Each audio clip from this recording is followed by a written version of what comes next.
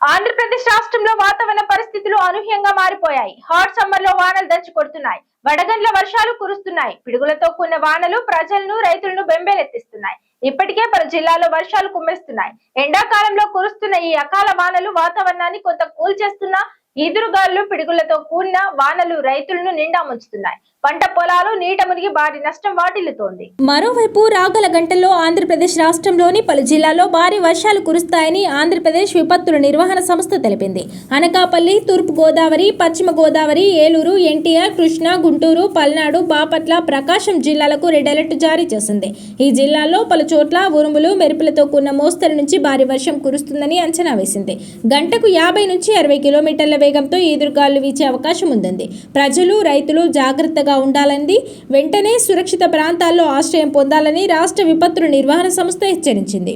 అటు విజయవాడలో వర్షం దంచుకొట్టింది. పలు చోట్ల భారీ వర్షం కురిసింది. అయోధ్య నగర్, సత్యనారాయణపురం, అజిత్ సింగ్ నగర్, పాయకాపురం, కండ్రిక, రాజీవ్ నగర్ సహా పలు ప్రాంతాల్లో ఉరుములు, మెరుపులతో భారీ వర్షం పడింది.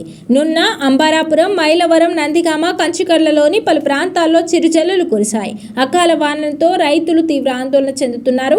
ఈ వానలతో కోత దశలో ఉన్న పంటలకు నష్టం వాటిల్లే పరిస్థితి ఏర్పడిందని వాపోతున్నారు. మొక్కజొన్న, మినుము, మామిడి, పెసర పంటలు దెబ్బతినే అవకాశం ఉందని తీవ్ర ఆవేదన వ్యక్తం చేస్తున్నారు.